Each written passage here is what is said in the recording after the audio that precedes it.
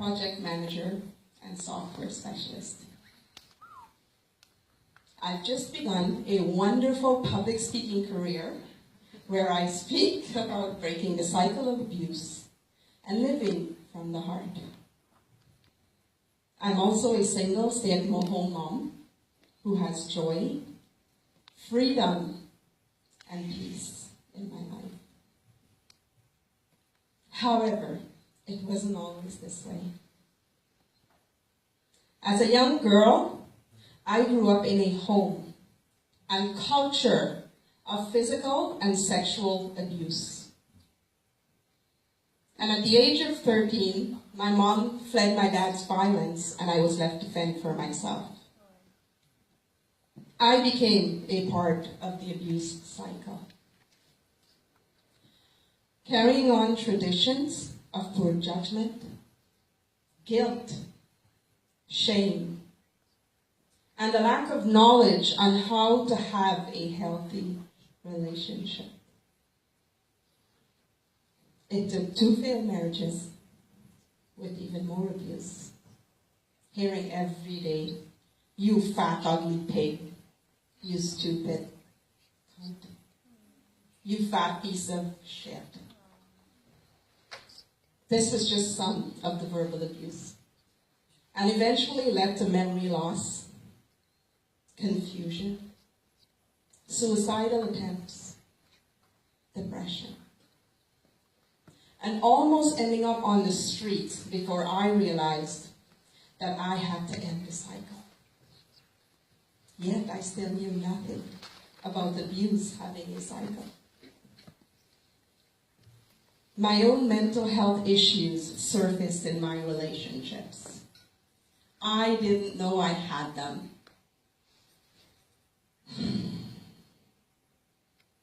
I yelled back in defense at my partners and at my children, but to no avail. I hit my son and called the cops on myself. It was clear I had done something I was horribly against. I was scared. Didn't understand what was happening to me or what it was.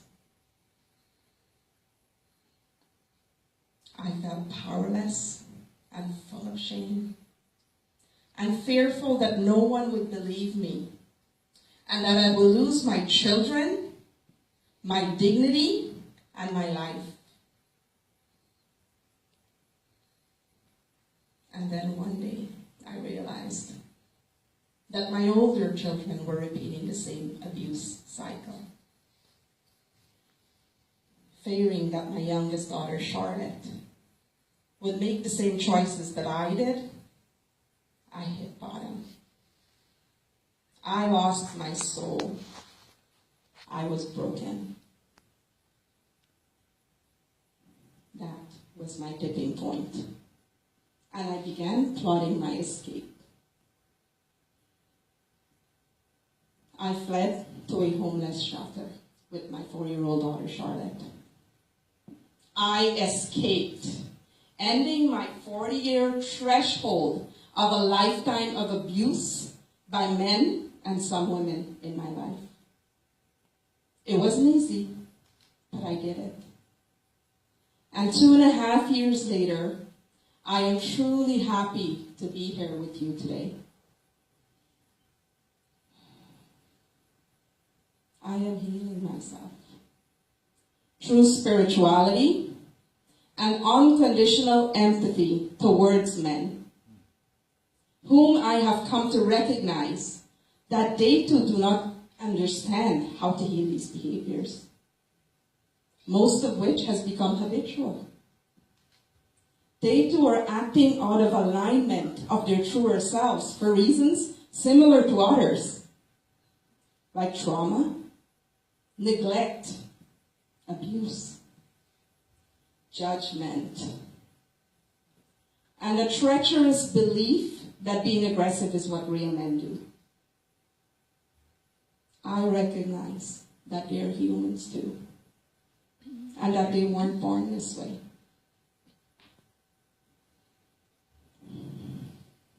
Martin Luther King said, men need to be taught moral solutions and be guided back to their inner reality. And they need to wake up their consciousness as it is currently asleep and redeem their moral life. It inspired me to create this quote. I recognize that we need to be taught moral solutions and be guided back to our inner reality. And we need to wake up our consciousness as it is currently asleep and redeem our moral life. Only when this happens, we can talk and seek fair compromise and truth where we see it. Our world has always been filled with great men who are healed men and healers. Martin Luther King, Gandhi, Sai Baba, Jesus, Buddha, John Lennon.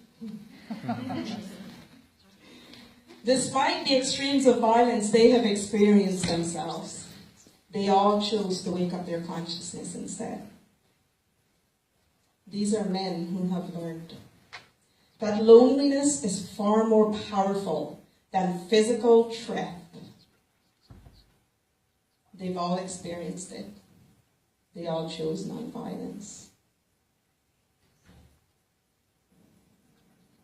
Nonviolence seeks to redeem our moral and spiritual life and secure our moral ends through moral means. Living from the heart has put me on a mission to provide a space, a healing center for men, where they can come in to heal without judgment and labels and learn the art of living abuse-free. My overwhelming desire to live on the streets because I was too afraid to go home because of men has turned into a desire that is filled with unconditional empathy as I look forward to helping them heal, giving them compassion and rehabilitation, with an opportunity for equality in the raising of their children, so that their children can experience fathers who are the best version of themselves. The services of my center will be offered to men for free. I have a dream. Francesca Murray.